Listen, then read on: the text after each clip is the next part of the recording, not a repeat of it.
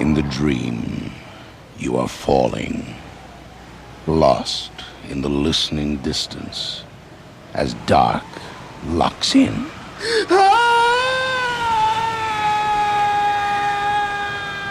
Nightfall.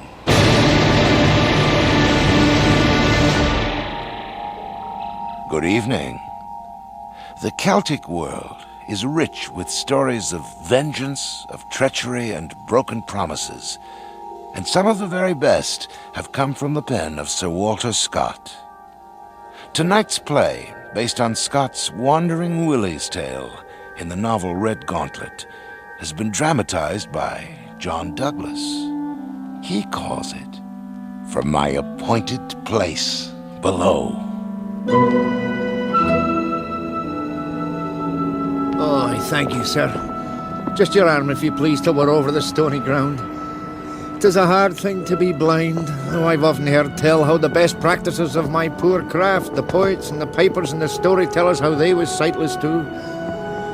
I've heard men speak of the greatest of us all, of the old Greek, him that sang of the lords and knights of Troy, though his eyes was as dead as them he sang of.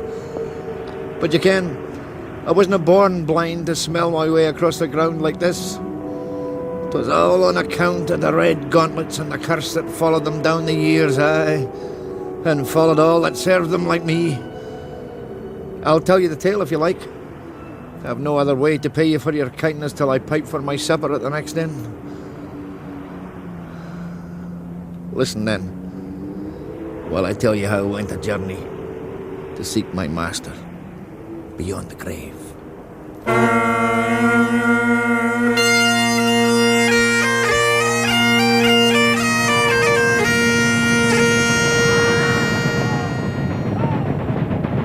You must have heard of Sir Robert Red Gauntlet of that ilk who sowed fire and terror in the Highlands years agone in the killing times. The country will long mind him. Our fathers used to draw breath thick to hear him named, and the man that didn't heed his silver whistle that he blew to command us all was a dead man before he drew another breath. Dougal MacCallum! Aye, Sir Robert! There's a whole village of Whigs and traitors at the head of the glen. Ready your firebrands to burn the lot. I want 200 fresh corpses this night to make King Jamie smile. Aye! Sir Robert was a fierce Tory, and red-hot for King Jamie Stewart and the bishops.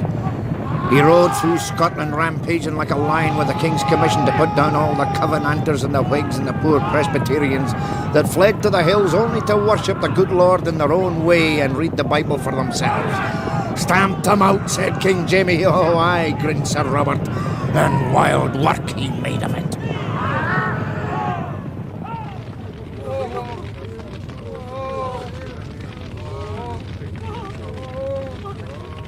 Now hear me, ye damned heretics and traitors.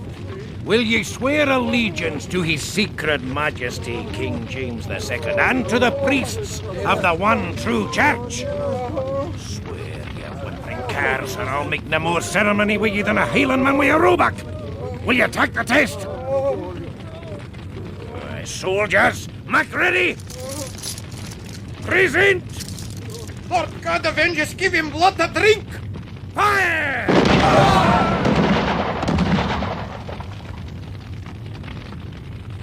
Sir Robert, there's the wee bairn still living. We could let him away. Ah, no, my bonny wee laddie. You see your family lying in their own blood, and you see this good red sword of mine. Now, laddie, oh, sweet laddie, will ye take the test?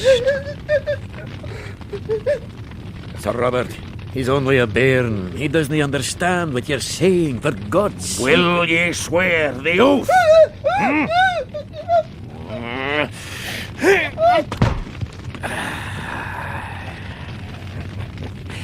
I warrant you'll be a good wee laddie the now. Dougal MacCallum! Aye. There's some of these damned Covenanters escaped and flitted into the hills. To horse! Unleash the hounds, Dougal! Aye. We'll run them to ground betimes.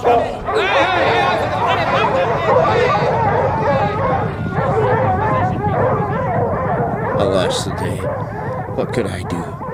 I'm only Steenie Steenson, a poor crofter scrambling a living on Sir Robert Redgauntlet's ground and behind with my rent at that. Were it no for my piping, Sir Robert would have turned me off long afore. So I rode with his troopers and his lackeys and saw muckle mischief. And maybe did some that I couldn't avoid. But oh, dear Lord, forgive me. I made some fine tunes and tales of it all.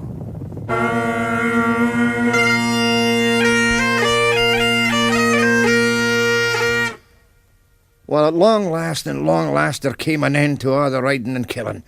Round came the revolution far away in London town, and it'd like to have broken the heart of Sir Robert Redgauntlet. Hellfire and damnation! Oh, the devil's scalp with them all. Dougal, where in the hell are you? Here, Sir Robert. What is it? Why so hot? Oh, there's been a revolution in London. King Jamie's down and fled away to France.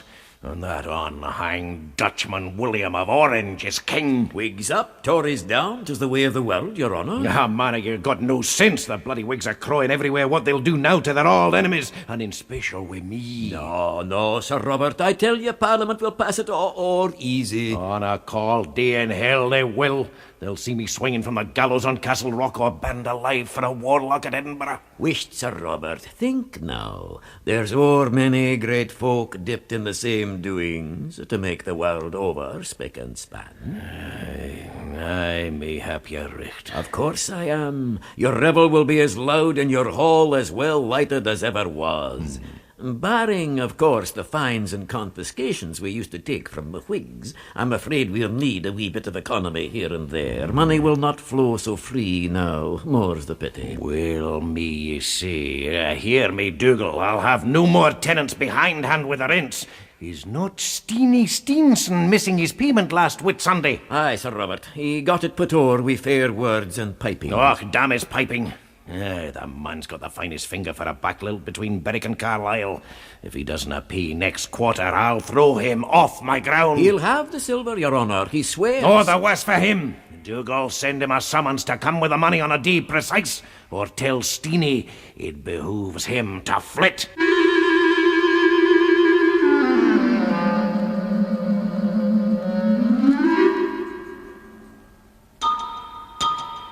Sore work I had to get the silver.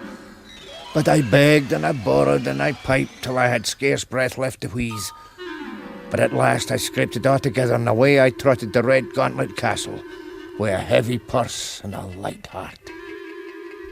Steenie, man, you're late. The laird's fretted himself into a fit of the gout because you were no here sooner. Well, the money's all here, Dougal. It's no entirely the money.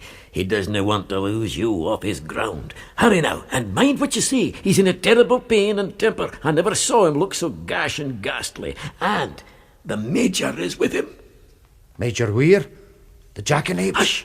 It is best not say its name. The creature hears through walls. They're waiting for us, both of them, in the oak parlour. Come away, quick.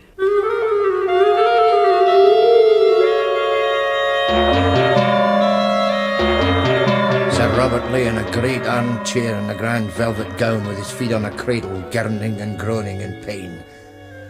And right beside him crouched his pet jackanapes, Major Weir, like one of them monkey devil gods the heathen worship. An ill-favoured cankered beast it was that ran chattering and yowling about the castle. It pinched and bit and played ill-natured tricks, especially before ill weather or disturbances in the state. The instant he saw me, Sir Robert gave me a look would wither the heart in your bosom. Ah, ye come light-handed, you son of a tomb whistle. Oh, zoons if you are. Here it is, Your Honour. 150, 200, 250. Ooh. Ah, quiet, you devil's heap. Can you no see I'm in pain? Oh, he mocks me, Steenie, my own jackanapes, and he mocks me. But he doesn't like fire, do you, my pretty? How does he like a candle flame in his face? Aye. I named him for a friend of mine, Steenie. A certain Major Weir was burned at the stake for a wizard. I sometimes think this jackanapes remembers the flames, don't you, my sweet? Please, Your Honour, can I have my receipt? Oh, aye, Dougal. Gistini a tass of brandy while I count the silver and write the receipt. Aye, Sir Robert. 650. Johan Dougal, you lazy callant. Bring cool water for my leg, it's on fire. At once, Sir Robert. 950. 1,000 marks.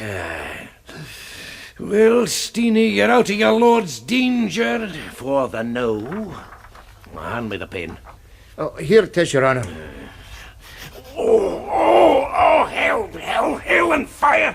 I'm wrapped in flames. Water, Dougal! Water for my leg, it's burning! Burning! And Steenie, wine for my throat, it's on fire. Here's the water, Sir Robert. You were pour! Dougal, you burnt me! The devil rend you, you poured boiling water! Sir Robert, it just came cold from the well this minute. Your wine, Sir Robert. Wine for your poor throat.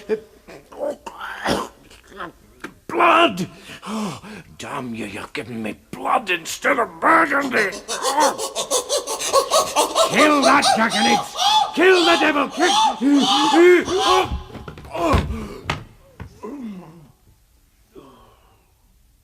Sir Robert. Sir Robert. My God, cover his face. Is he gone, then? Where the wicked cease from troubling. Look, the water. Cold when I brought it. Look at it now. It's still steaming. Do you think the wine... Taste it. Oh, never. Then I will. Thick. And salt. Salt. All the poor people he killed, their prayers were answered.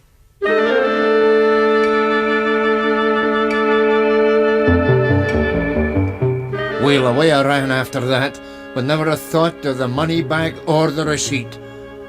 Dougal McCallum, poor body, neither groaned nor wept, but went about his duty directing all the order of the grand funeral. I knew Dougal would stand witness for me, come what might. But on the third night of his watch for old Sir Robert, Dougal got an order. He couldn't disobey. Another tass of brandy, Hutchin? No, Dougal, I've watched too long already. I must be getting to bed. Sir Robert in his coffin across the hall there, he'll never miss us now. He'd aye miss me. I'll have a last bit of brandy myself, then. It's a lonely night you'll be having, then. Not a soul in the whole tower but yourself and the dead. There's no man that'd be a guest at his wake. Hutchin, stay a moment, for old time's sake. Will you know? It's almost midnight, Dougal. Long life and health to you, Hutchin. Well, and to you too, Dougal. No, Hutchin, for myself. I'm no long for this world. What's that you say? Hutchin, every night since Sir Robert's death, his silver whistle has sounded from the chamber there where he lies, just as it used to do all the nights of his lifetime, calling me to help turn him in his bed. Being alone, you ken, I never dared answer these last 2 nights, but if you'll stay the night, Hutchin, when he calls, I'll go to him. Lord deliver us. You he may, Hutchin, but my duty is to my laird. Though death breaks duty, it shall never break mine to Sir Robert. I'll answer his next whistle, so you will stand by me, Hutchin. Dougal, Aye. I've stood by in battle and broil. I'll not fail you now. Save you, old friend. Will you not say, God save us, Dougal? I canna. There now, midnight. Let's have a bawdy ballad or two, Hutchin, to welcome the old sinner. Let's have the ballad of Davy Lindsay. Oh, pray, Dougal, pray. Hush, 'tis time. Listen. All's well, Sir Robert. I'm coming. The Lord is my shepherd, I shall not want. Walk with me, Hutchin. Walk with me to him. He maketh me to lie down in green pastures. Dinna fash yourself, Sir Robert. I'm coming to my duty. He leadeth me beside the still waters. He restoreth my soul. Help me with the door, Hutchin. He prepareth a table before me in the presence of mine enemies.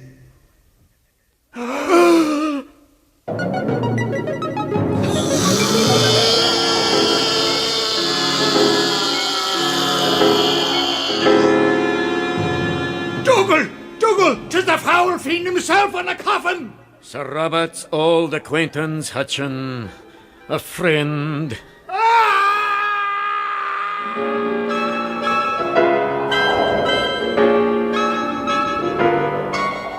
When they found Hutchin, he lay at the door like one in a trance, and Dougal was stretched upon his master's coffin, cold and dead as any stone.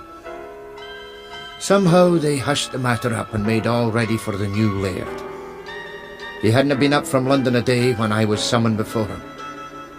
A marvellous different man from his father was Sir John Redgauntlet. A douce man, a soft and sleekit on the outside. Come forward, man. Don't hang about the door. I'm not going to eat you.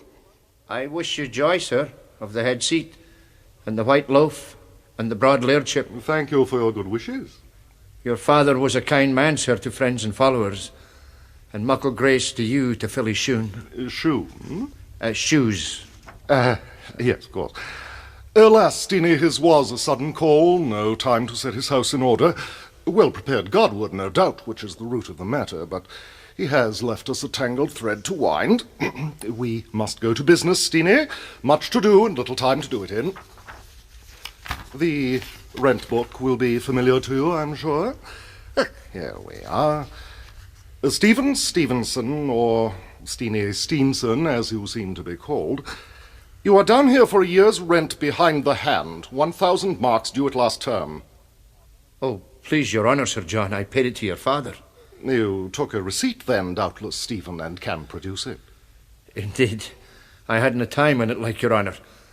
Your honour's father, Sir Robert, drew the silver to him to count it, and just when he was about to write the receipt, he was, ta'en with the pains that removed him. Ah, that was unlucky. But perhaps you paid it in the presence of somebody. I want but talus qualis evidence, Steenie. I would go o'er hard to work with no poor man. Troth, Sir John, there was nobody in the room but Dougal MacCallum, the butler. But as your honour knows, he has e'en followed his master. Very unlucky again, Stephen.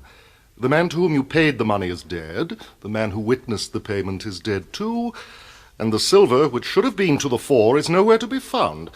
Now, how am I to believe all this? I'm sure the man from whom I borrowed the money will take his oath he gave it to me, Sir John. I have no doubt you borrowed the money, Steenie. It is the payment to my father that I want proved. Mayhap some of the servants have seen it, sir. They have been examined upon the point.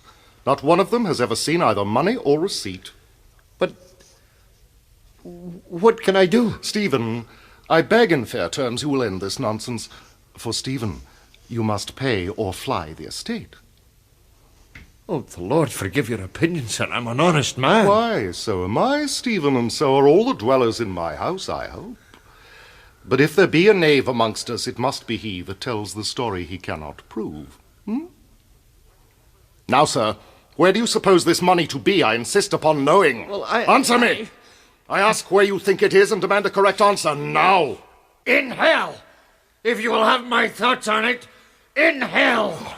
With your father, his jackanapes, and his damn silver whistle. You devil bankrupt! I'll nail your hide to the kirk door for such a word. Come back, you sly toad! Blood and wounds, I'll cut you into collapse!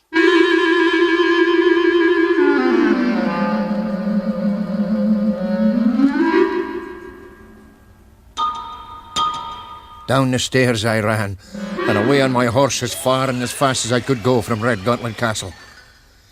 I ne'er let up till my horse was well nigh dead under me, and I found myself alone in the wood of Puntmarkie. It's all full of black firs and fearsome dark. At least I thought I was alone. That's a brave beast you're riding, friend, but a little hard driven, I think. Good e'en to you, sir. Fare you well. Oh, you don't get rid of me as easily as all that, you know. What is it that you want with me, friend? If you be a robber, I have no money. If you be a lone man wanting company, I have no heart to mirth or speaking. And if you want to ken the road, I scarce ken it myself. I am one Steenie who... Oh, you ken my name? I know all about you, Steenie. I am one that, though I have been sore miscalled in this world, am the only hand for helping my friends. Then you know about the missing silver? And Sir Robert's receipt? It's a hard pinch, but I think I can help you. Shall we ride on? If you could lend the money, sir, I ken no other help on earth. But there may be some under the earth. Come, I'll be frank with you. I could lend you the money on bond, but you would maybe scruple my terms. What I can tell you is that your old laird is disturbed in his grave by your curses. If you dare go to see him, he will give you your receipt. Oh, I'll go to the gate of hell itself for that receipt, sir. Aye, and a step further. That will be far enough.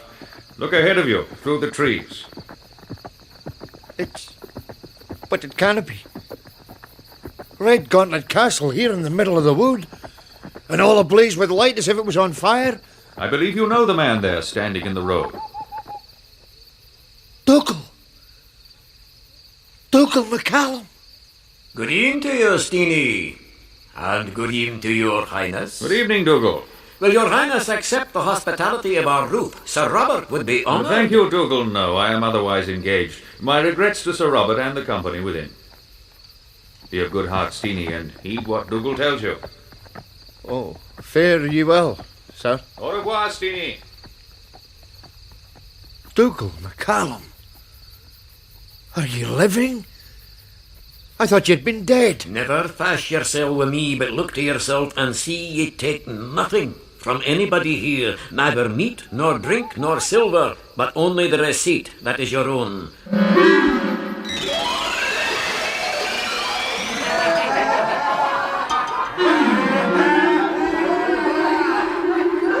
The Lord take us in keeping. What a set of ghastly revellers they were that sat around that table in the great hall of the castle. There gloated the wild bonshaw that tied the blessed minister's limbs till their blood sprang, and Dunbarton Douglas, twice traitor to the country and to king, and a host of the wicked that served him. There was Mary Queen of Scots with her strangled husband's head in her lap, and Claverhouse, as beautiful as when he lived, with his long, dark locks, and his hand over his heart to hide the hole the silver bullet had made. But ever and anon, their smiles were fearfully contorted, and their laughter passed into such wild sounds as made my very nails go blue. Steenie Steenson, come up to the board head. Come up to the board head, I say. Good evening to you, Sir Robert. Well, Piper, have ye settled with my son for the year's rent? Alas, Sir Robert, your son will not settle without your honour's receipt. Ye shall have that for a tune of the pipes, Steenie. Play us up, wheel-hoddled lackey. That's a witch's tune from the Black Mass, your honour. McCallum, you limb of Beelzebub, bring Steenie the pipes there that I'm keeping for him. Never touch them, Steenie, or you're a lost man. The chanters have white-hot steel to burn away your fingers. Begging your honour's pardon, but I'm faint and frightened and have not wind enough to fill the bag. Then you maun eat and drink, Steenie. Dougal, a trencher for Steenie here. Sir Robert, I charge you for conscience' sake to spread no snares for me, but give me just the receipt you know you owe me. Here's your receipt, you pitiful cur. And for the money, tell my dog whelp of a son that he may go look for it in the cat's cradle. I thank your honour. Fare you well. Stop, thou sack-doodling son of a whore! Here we do nothing for nothing. And you must return here this day 12-month to pay me the homage ye owe me for my protection. I refer myself to God's pleasure, not to yours.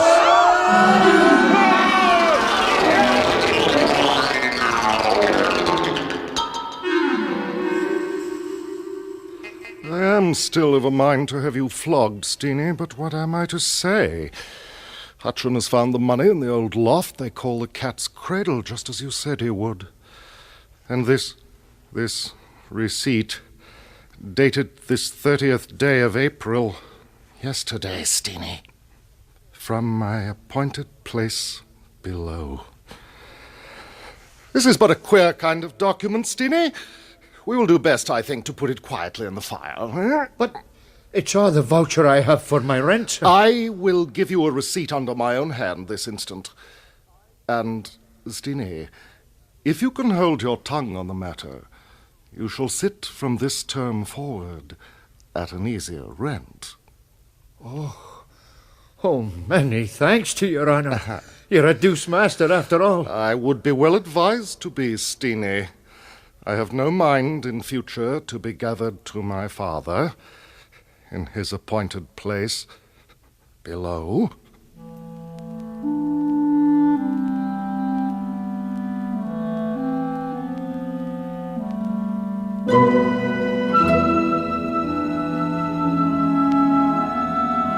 So you may think it ended well for me, sir, with a kinder landlord and a lower rent.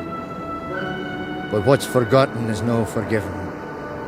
We had all to sup the sauce of it sooner or later. Sir John Redgauntlet went down in his own blood fighting to bring back Jamie Stewart in 1715, and 'twas there I lost my eyes. His son, you ken, Sir Redwald Redgauntlet, he was a rose among the thorns.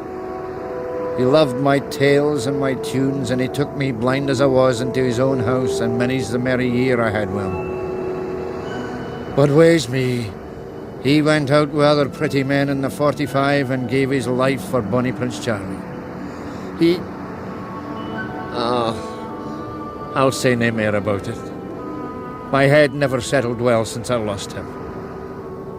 If I say another word, devil a bar will I have the heart to play this night for my bit dinner.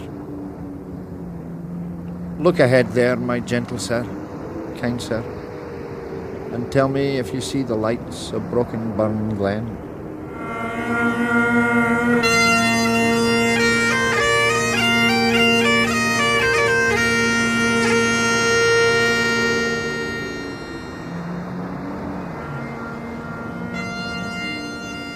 You have just heard From My Appointed Place Below, based on Wandering Willie's Tale by Sir Walter Scott, and dramatized for Nightfall by John Douglas. Featured in tonight's cast was Hugh Webster as Steenie Steenson, with Chris Wiggins as Sir Robert Redgauntlet and John Douglas as Sir John Redgauntlet.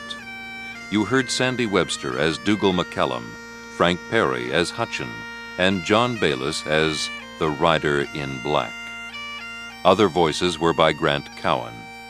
The recording engineer was John Jessup, with sound effects by Bill Robinson, and the production assistant was Nancy McElveen. From My Appointed Place Below was produced and directed in CBC Toronto by Fred DL. The executive producer of Nightfall is Bill Howell.